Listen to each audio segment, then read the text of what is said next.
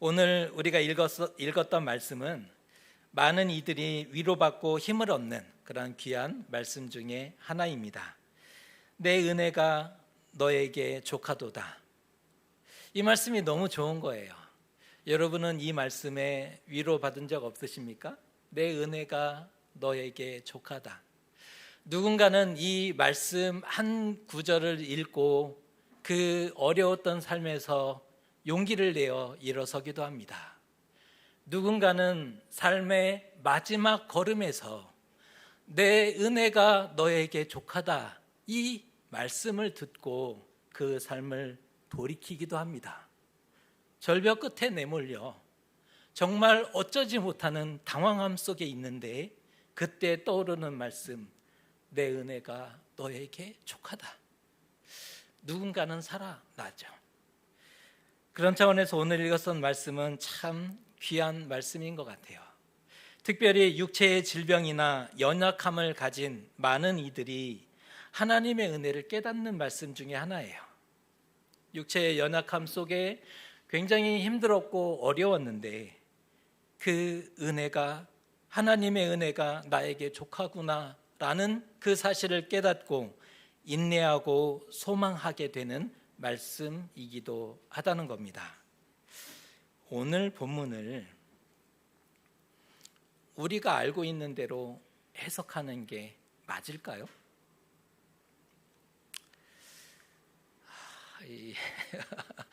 은혜로운 말씀은 은혜롭게 해석하는 게 참 좋은데 오늘 말씀을 우리가 알고 있는 대로 해석하는 게 바를까 생각해 보고요. 오늘 말씀을 어떻게 이해하고 우리가 어떻게 적용하는 것이 성경을 바르게 해석하는 것인지 오늘은 이 주제를 가지고 함께 말씀을 나누고자 합니다. 보통은 자랑하고 잘난 체하면 사람들이 좋아하죠? 별로 그런 일은 없습니다. 잘난 체하면 싫어하죠. 시기와 질투 때문이고 배 아파요. 그래서 일단은 못마땅하게 여기기 마련인데 보통은 자랑하고 잘난 체하면 사람들이 싫어하기 마련입니다. 하지만 헬라 시대에는 겸손의 미덕을 가르치지 않았습니다. 그러니까 사람은 겸손해야 된다, 이것을 사회적으로 시대적으로 가르치지 않았던 때였는데 겸손의 미덕보다는 청중을 설득하는 수사학이 발달합니다. 어렸을 때부터 수사학을 가르쳐서 말 잘하는 인기 있는 사람이 되기를 그렇게 소망했던 겁니다. 이러한 사회적인 분위기가 고린도 교회에도 그대로 나타나게 되었는데요. 가진 자들이 있었어요. 가진 자들은 자신의 지식과 부와 명예를 자랑하기 시작합니다. 이 지식을 어떻게든 자랑하고 싶은 거예요. 왜? 다른 사람보다 더 많은 지식을 가지고 있잖아요. 자신이 가진 이 부를 어떻게든 자랑하고 싶은 거예요. 왜? 다른 사람보다 더 많이 노력해서 이 부를 가졌으니 이게 작은 것은 아니지요. 자신이 가진 명예도 자랑하고 싶었어요. 그래서 사람들은 자신이 가진 지식과 부와 명예를 자랑하기 시작합니다. 뿐만 아니라 앞다투어 하나님이 주신 은사와 환상과 계시를 과장하고 자랑하기 좋아했습니다. 너도 나도 지금 자랑 경연이 벌어졌어요. 하나님이 주신 이 은사 누가 더 커요? 이거를 경쟁하기 시작하는 거예요. 지금 고린도전서 후서 계속 반복되고 있는 거죠. 하나님이 주신 은사, 이 예언의 은사가 더 크지. 무슨 소리 하는 거냐? 방언의 은사 어찌 비교하리? 은사도 자랑하고 하나님이 보여주신 환상도 과장하고 계시도 과장하고 어제보다 오늘이 말이 더 세지죠. 과장하게 되어 있어요. 하나님의 본래 주신 것을 떠나 이미 은사와 환상과 계시가 과장의 길에서 점점 보여주시지 않은 것도 보고 듣지 않은 것도 듣게 되는 그런 일들이 나타났던 겁니다. 그런데 그럴수록 사람들이 엄청 부러워하는 거예요. 그럴수록 인기가 더 많아져요. 이거 만만치 않죠? 그럴수록 인기가 많아져요. 그럴수록 교회에서 인정받아요. 심지어 교회의 설립자였던 바울과도 경쟁하기 시작했는데요. 교회의 설립자였던 바울과 경쟁하기 시작합니다. 시기와 질투 때문이기도 하지만 내심 자신이 바울보다 더 크고 위대한 사람임을 드러내고 싶었던 겁니다. 현재 1등이 누구예요? 바울만, 영적으로 바울만 능가할 수 있다면 나는 이 세상에서 가장 믿음이 좋은, 하나님이 많은 환상과 계시를 보여준 특별한 존재로 거듭날 수 있는 거지요. 바울보다 더 크고 위대한 사람임을 드러내고 싶었기 때문에 바울을 끊임없이 공격하고 대적하는 일들이 나타났던 겁니다. 함께 있을 때는 온순했어요. 바울이 함께 있을 때는 사랑한다, 이해한다, 권면하고 기도해주고 축복하는 이런 일들을 많이 했단 말이에요. 함께 있을 때는 온순하더니 떠나서는, 고린도 교회를 떠나서는 갑자기 돌변하는 거예요. 책망하고 비난하고. 사람의 일관성이 있어야 되지 않습니까? 함께 있을 때도 그러더니, 함께 있을 때 그렇다면 떠나서도 동일해야죠. 그런데 함께 있을 때는 온갖 좋은 사람인 척 하더니 떠나서는 비난하고 책망하니 사람이 일관성이 없어요. 비겁한 거예요. 앞에서는 얘기를 못해요. 너무 비겁해요. 신뢰가 안 가잖아요. 그런 사람을 어떻게 믿을 수 있어요? 이런 비난을 하게 됩니다. 편지들을 받아보면 정말 무게가 있고, 우리가 서신서를 읽어보면 굉장히 시적인 표현도 있고 굉장히 신학적인 표현도 있고, 편지들을 읽어보면 무게가 있고 좋은데 그 몸을 대하면 행색이 형편없어요. 옷도 순례 전도를 하게 되니까 곳곳을 다니면서 여행하면서 거친 여행을 하면서 복음을 전하다 보니 그 행색이 어떠했겠어요? 보여지는 게 별로 그렇게 감동적이지도 않아요. 권위가 하나도 없어요. 말도 시원치 않다. 에이, 들어보니 말도 시원치 않더라. 이게 고린도 교회의 판단이었습니다. 바울은 설교에 큰 감동을 주지 못했음이 분명합니다. 바울은 오늘날 목회자였다면 돌맞았어요. 바울은 설교에 감동을 주지 못했던 그런 사람이었던 것 같아요. 왜? 고린도 교인들이 그렇게 생각했어요. 당시 수사학으로 무장했던 전문 연설가들에 비해서 고린도 교인들이 누구를 대상으로, 비교 대상으로 삼았냐면, 어렸을 적부터 수사학을 전문적으로 공부해서 말 잘하는 전문 연설가들이 있었단 말이에요. 곳곳에. 그들은 연설을 하고 사람들로부터 돈을 받아서 그 삶을 살아갔죠. 전문 연설가들이 있었다는 거예요. 그 전문 연설가들과 비교해 봤을 때 듣기에 재미없었어요. 신학적이고 어려웠죠. 다신을 얘기하던 세상에서 바울은 얘기하죠. 유일신 하나님을 얘기하는 거예요. 아무도 듣고자 하지 않았던 그 말을 하고 있는 거죠. 무엇을 얘기하면 좋아해요? 사람들이 다신. 무엇을 얘기하면 좋아해요? 복. 그런데 사도 바울은 무엇을 얘기합니까? 여호와 하나님 신앙, 유일한. 이미 사람들이 듣고 싶어 하지 않는 그런 말을 하다 보니까 재미도 없죠. 신학적이죠. 어렵죠. 근데 사도 바울에게는 그 결격 사유가 있었어요. 사도라면 그 당시 예수님의 제자들은 교인들이 그 생활비를 제공해 주었고 그것을 통해서 더욱더 뜨겁게 복음 사역을 감당할 수 있었어요. 근데 사도 바울은 말끝마다 사도라고 얘기하는데 고린도 교회로부터 부양비를 받지 않았어요. 뭐지? 사도가? 뭐가 찔리는 게 있는가 보다. 이렇게 반응하기 시작합니다. 찔리는 게 있었나 보다. 아니면 필경 자신들을 사랑하지 않는 거야. 그러니 우리가 제공하는 부양비를 거절하는 거지 라고 생각하게 되었다는 겁니다. 그리고서는 사도 바울이 무엇을 했는지 아세요? 생활비를 벌기 위해서 천한 일에 손을 댔죠. 그의 직업이 뭐예요? 천막 만드는 사람. 이 당시 천막을 만들거나 가죽을 취급하는 사람들은 천민으로 대했던 아주 천한 사람들이 그 직업이라고 생각했다라는 거예요. 기껏 생활비는 거절하더니 천한 일에 손을 대서 생활비를 벌어요.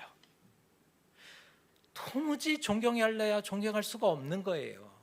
자신들이 섬기는 선생님이 좀 멋지게 훌륭하게 내가 누구를 선생님으로 모시고 있습니다 라고 얘기하면 사람들이 이야 정말 훌륭한 선생님을 모시고 있구나 하면 좋은데 천한 일에 손을 대죠. 사례비는 받지도 않죠. 이거는 무시하는 것도 아니고 자존심 상하는 그런 일들이 반복이 되고 있으니 이를 어찌하면 좋겠습니까? 고린도 후서에 보면 연보 얘기가 나와요. 예루살렘 교회가 어려움을 당했으니 우리가 복음의 빚진 자로서 예루살렘에 우리가 연보합시다. 이런 운동이 벌어지는데 고린도 교회가 어떻게 생각하면서 연보의 일들이 멈춰졌냐면 이게 예루살렘에 연보를 보낸다고 하면서 생활비 안 받았지? 배달 사고 나오는 거 아닐까?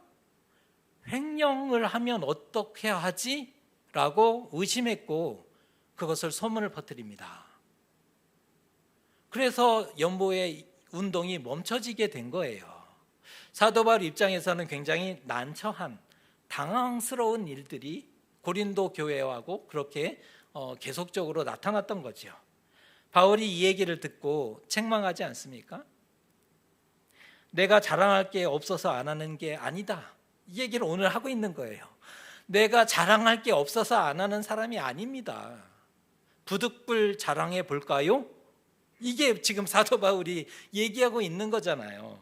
자신은 주님의 환상과 계시를 본 사람이라는 거예요. 나는 주님의 환상과 계시를 보았던 사람입니다. 그러면서 특별한 영적인 체험을 언급하는데 셋째 하늘에 들림받아서 다녀왔던 그 특별한 체험을 전해주고 있잖아요. 이 얘기를 듣고 나면 그리고 하나님 계신 낙원에 이끌려서 말로 표현할 수 없는 그 말을 듣고 경험하고 체험했음을 오늘 본문에서 전해주고 있습니다. 우리는 이 말씀을 듣고 나면 셋째 하늘과 낙원에 대해서 갑자기 관심이 생깁니다. 셋째 하늘? 오, 낙원? 갑자기 관심이 커지죠. 한번 질문해 볼게요. 하늘은 몇 개일까요? 오늘의 우리의 생각으로 해석하시면 안 된다는 거예요. 하늘은 몇 개예요? 땡입니다. 무슨 대답을 하셨어도 틀렸어요. 구약에서의 하늘은 이 당시 고대에서 생각했었던 유대인들의 하늘은 셋이고요. 또 다른 본문은 5이고요. 또 다른 본문은 7이고요. 또 다른 본문은 10입니다. 또 다른 외경과 위경의 그 저자들은 365개로 구분하기도 하죠. 구약에서의 하늘은 몇 개인가라고 말씀하지 한 적이 없어요. 그러니 여러분이 대답하는 것은 무엇이든 틀릴 수밖에 없는 거죠. 낙원이 어떠한가? 그러니까 하늘이 오늘 말씀은 하늘이 몇 개인 것인지 과학적으로 논리적으로 설명하기 위한 말씀이 아니라는 거예요. 또 마찬가지로 낙원이 어떠한가에 대해서 가르쳐 주기 위해서 오늘 말씀을 쓰고 있는 말씀이 아니라는 거예요. 그것을 이해를 하셔야 됩니다. 바울은 누구도 범접할 수 없는 특별한 영적 체험이 있었고 그것이 사실임을 전하고 있을 뿐이에요. 그러니까 바울의 이 의도를 좀 정확하게 이해를 하셔야 되는데 바울은 자신이 그 누구도 범접할 수 없는 특별한 영적인 체험이 있는 사람이다, 이 얘기를 하고 싶었던 겁니다. 자랑처럼 들려지지만 바울이 말하고 싶었던 핵심 요지가 오늘 7절의 말씀입니다. 읽어드립니다. 여러 계시를 받은 것이 지극히 크므로 너무 자만하지 않게 하시려고 내 육체의 가시 곧 사탄의 사자를 주셨으니 이는 나를 쳐서 너무 자만하지 않게 하려 하심이라. 자신이야말로 놀라운 계시를 받았으나 너무 자만하지 말라고 육체의 가시를 주셨다. 사탄의 사자를 주셨다라고 말하고 있어요. 그리고 그 받은 가시가 자신을 고통스럽게 하자 자신에게서 떠나기를 3번 구했다라고 표현하고 있어요. 그렇다면 여기서 바울이 3번만 기도했겠죠? 성경을 그렇게 이해하시면 안 돼요. 바울이 3번만 기도했다는 뜻이 아니라 간절히 기도했고 또 진심의 기도를 하나님께 올려드렸다라는 의미로 3번을 기도했다. 정말 바울이 평생 3번만 하나님께 그 부분을 위해서 기도했다, 이렇게 생각하시면 안 된다는 거예요. 바울은 간절히 그 부분을 하나님께 기도합니다. 진심을 담아 하나님께 기도하죠. 하지만 하나님의 답은 9절에 주어집니다. 우리가 함께 읽습니다. 나에게 이르시기를 내 은혜가 내게 족하도다. 이는 내 능력이 약한 데서 온전하여 짐이라 하신지라. 그러므로 도리어 크게 기뻐함으로 나의 여러 약한 것들에 대하여 자랑하리니 이는 그리스도의 능력이 내게 머물게 하려 함이라. 아멘. 기도 응답을 구했으나 하나님이 거절하십니다. 간절히 기도했어요. 그러나 하나님이 거절하십니다. 대신 그리스도의 능력이 바울과 함께 머물도록 해주셨습니다. 바울은 응답을 얻지 못했으나 비교할 수 없는 응답을 받은 사람입니다. 우리의 기도와 우리의 기도의 응답과 비슷하죠. 바울은 자신이 기도한 기도의 응답을 받지 못했어요. 거절당했어요. 그런데 비교할 수 없는 응답을 받아든 사람이 된 겁니다. 가시는 없어지지 않았는데, 그래서 여전히 아프고, 그래서 여전히 힘든데 그리스도의 능력을 덧입은 사람이 되었다는 거예요. 비록 육체의 가시, 사탄의 사자가 있을지라도 그로 인해서 그리스도의 능력이 온전해지고 그 안에 머물게 되었다. 얼마나 놀라운 고백입니까? 몸은 약해도 내 은혜가 너에게 족하도다. 위로받고 인내하고 힘을 낼 수 있지 않겠습니까? 비록 기도 응답은 받지 못했으나 하나님의 또 다른 감당할 수 없는 그 응답을 허락해 주셨다면 내 은혜가 너에게 족하도다, 이 말씀을 적용할 수 있을 거고 위로받을 수 있는 것이고 인내하게 되는 것이고 힘을 낼 수 있지 않습니까? 여러분은 어떻게 생각하세요? 말씀이 이것을 전달하고자 함이었을까요? 그런데 우리는 무슨 근거로 가시를 질병이라고 생각했을까요? 여러분, 우리는 무슨 근거로 이 가시를, 이 골, 질병이라고 그렇게 생각했습니까? 우리는 그렇게 듣고 배웠죠. 교회로부터 그렇게 듣고 배웠습니다. 사실 바울에게는 오랜 질병이 있었어요. 그게 안질인지, 눈에 어떤 연약함이 있었다, 간질이라고도 얘기하는 학자가 있고, 그는 일생 두통에 시달렸다 그래요. 기도하는 사람이 어떻게 두통에 시달릴까? 우리는 그렇게 생각할 수 있지만 사도 바울에게는 그 두통에 굉장히 곤혹스럽고 어려웠다라는, 이렇게 해석하는 학자들도 있고요. 신경질환에 의한 그러한 어려움에 사로잡혀 있었다라고 보는 학자들도 있습니다. 정확하진 않아요. 그게 안질인지 간질인지 두통인지 신경질환인지 정확하지는 않지만 그를 일생토록 괴롭힌 것, 질병이, 난치의 질병이 있었음은 분명하다는 거예요. 그래서 우리는 가시를 질병이라고 생각하기를 좋아했죠. 그렇게 이해했습니다. 하지만 질병으로만 보기는 어렵다는 거예요. 이 오늘 말씀을 질병으로 해석하기가 어려운 이유는, 먼저는 바울은 가시에 대해서 영광스럽게 생각하고 있었다는 거예요. 한 개인에게 그 질병이 아픔이고 어려울 수는 있어요. 그러나 그게 자랑이고 그게 영광스럽다라고 표현하기는 어려운 부분이지 않습니까? 그게 어떻게 영광스러울 수 있겠어요? 그런데 이상하게도 바울은 가시를 영광스럽게 생각하고 있다는 점이에요. 또 하나, 성경은 가시를 질병이나 약함을 지칭하는 은유로 단 한 번도 쓰고 있지 않다는 거예요. 성경은 이 가시라는 표현을 쓸 때 질병 혹은 몸의 약함 이렇게 비유하거나 은유한 적이 단 한 번도 없다는 거예요.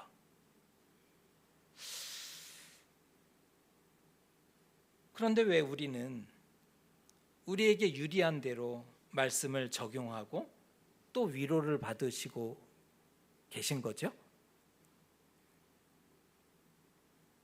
그냥 위로만 받으면 되나요? 말씀을 갖다가.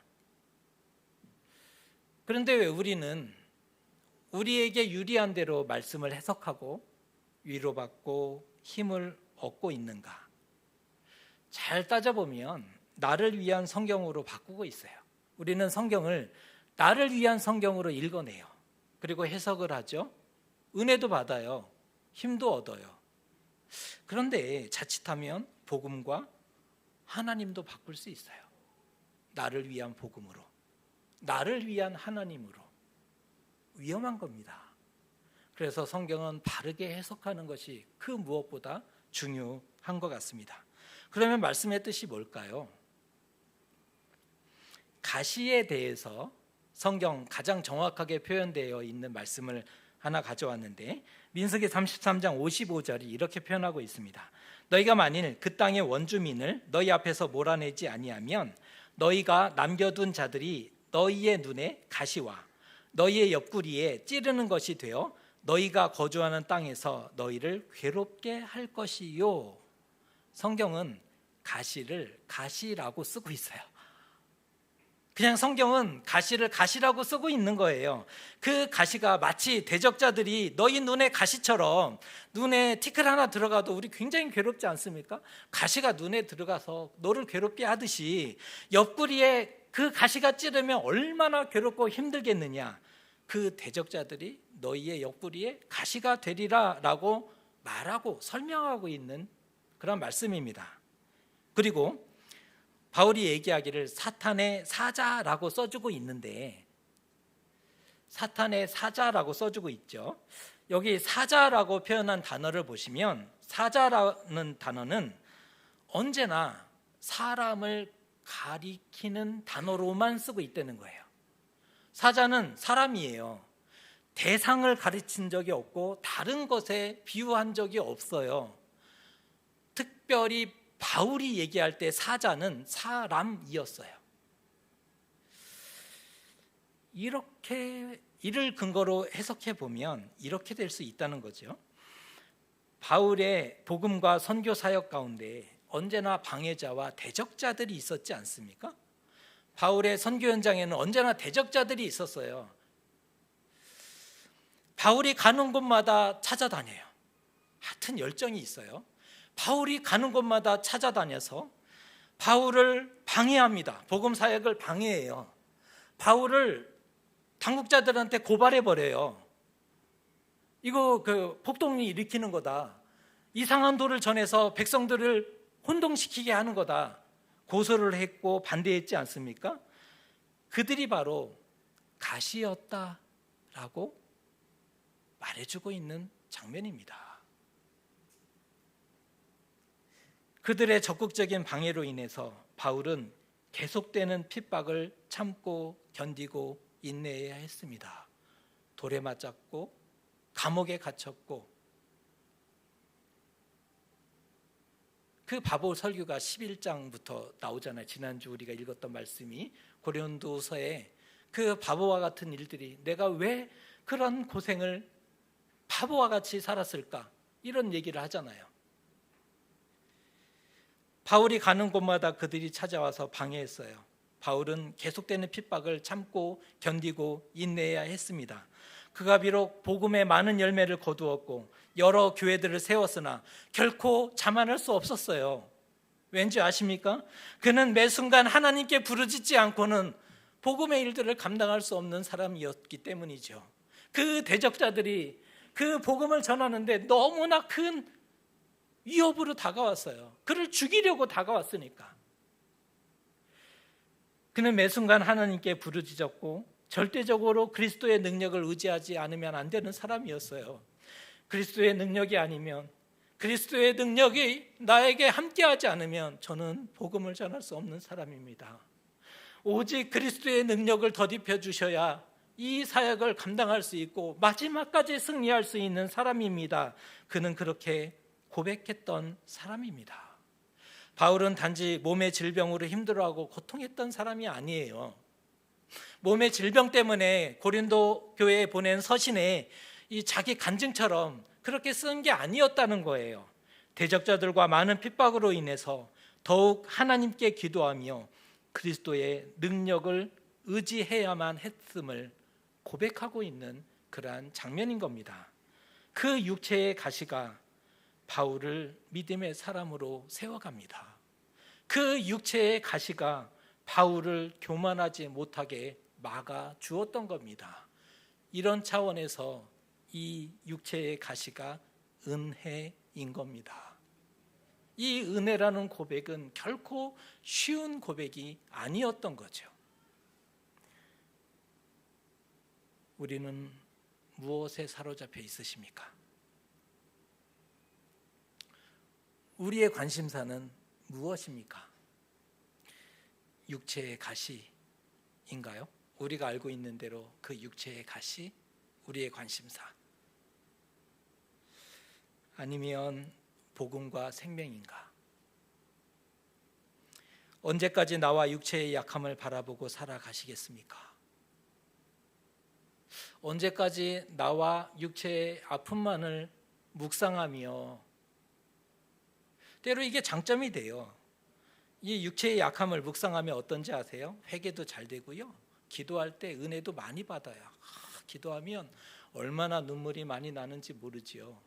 그런데 한번 돌이켜 보세요. 언제까지 나는 나와 육체의 약함을 묵상하며 그것을 바라보며 살아갈 것인가?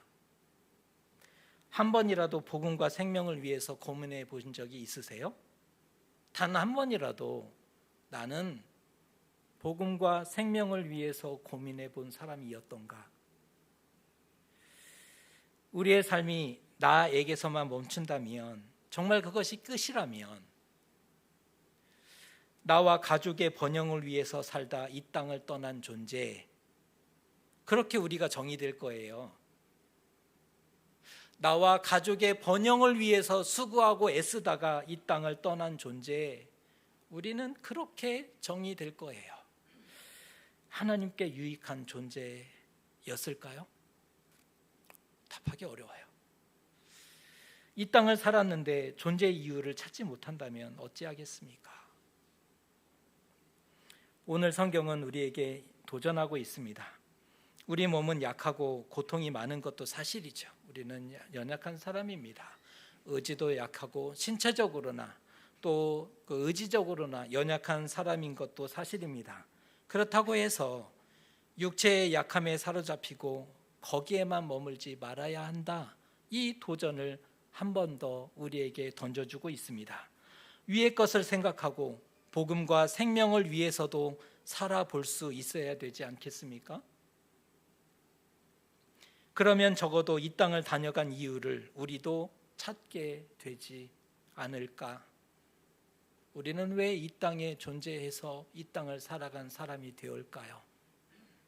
이 땅을 다녀간 이유, 우리에게도 발견되어야 되지 않겠습니까? 여러 은사와 능력과 환상과 계시가 많았던 고린도 교회, 그러나 고린도 교회는 사탄에게 크게 흔들린 교회가 되고 말았습니다. 이유는 있습니다. 그들은 세상을 그대로 따라가고 닮아갔기 때문입니다. 세상을 그대로 따라갔어요. 세상에도 그렇게 하더라. 남들이 다 그렇게 하더라. 고린도 교회도 세상을 따라서 세상을 닮아서 그대로 살았죠.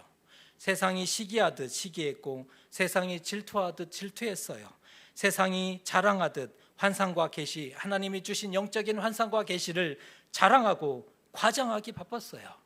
그리고 그들로부터 인정받고 그들로부터 칭찬받는 것을 그렇게 좋아했습니다.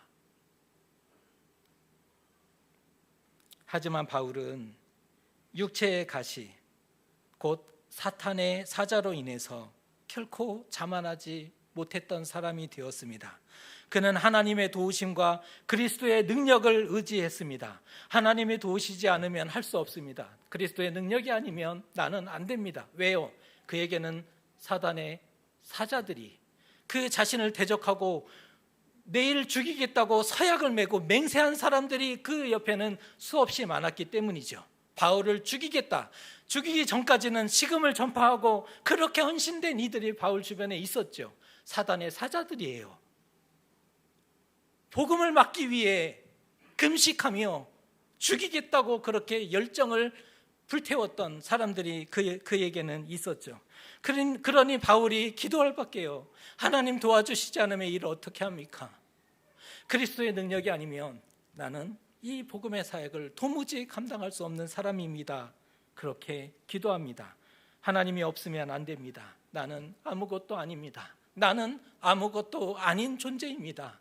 하나님의 능력을 더해 주십시오. 그리스도의 능력으로 나를 도와주십시오.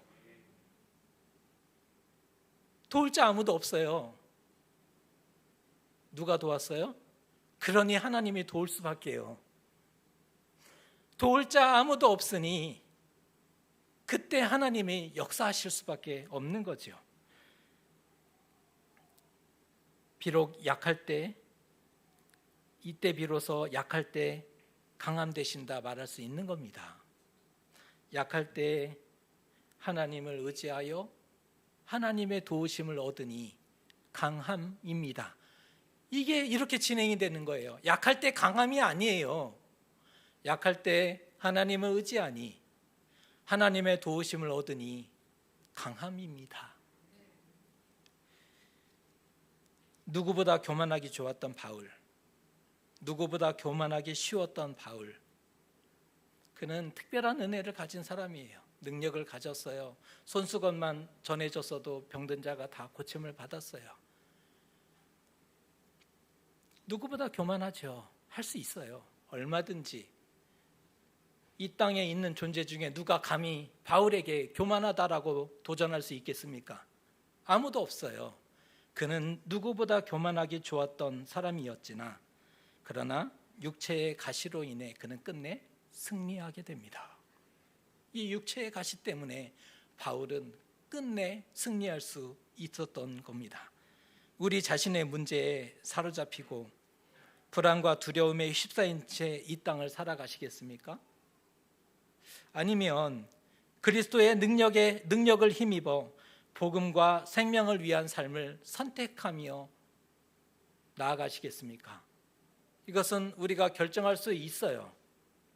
여전히 우리 자신의 문제에만 얽매여서 나만 바라보다가 그 자신의 문제에 불안과 두려움에 떨면서 이 땅을 살아갈 것인가? 아니면 나는 부족하지만 그리스도의 능력을 힘입어 나도 복음과 생명을 위한 삶을 살아보시겠습니까?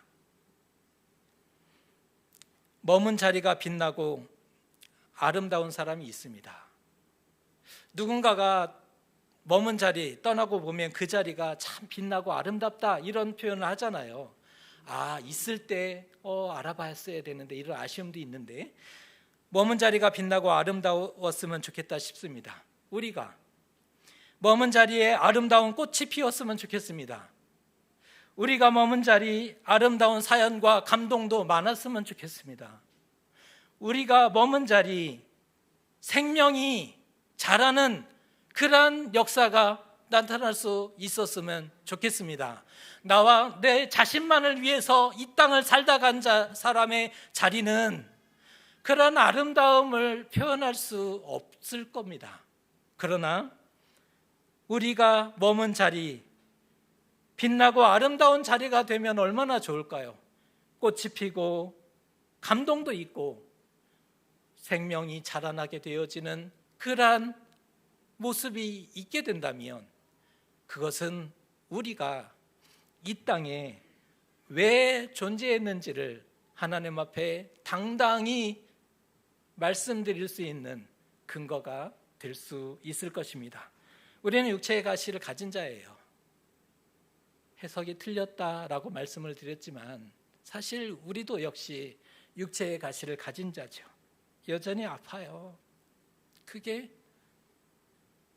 넘어서는 게 결코 쉬운 게 아닐 거예요. 그렇다고 몸의 가시만 생각할 수는 없지 않겠습니까?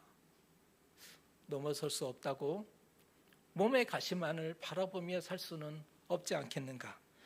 바울의 약함이 역사하지는 않았어요. 그러니까 약함 자체가 역사한 게 아니에요.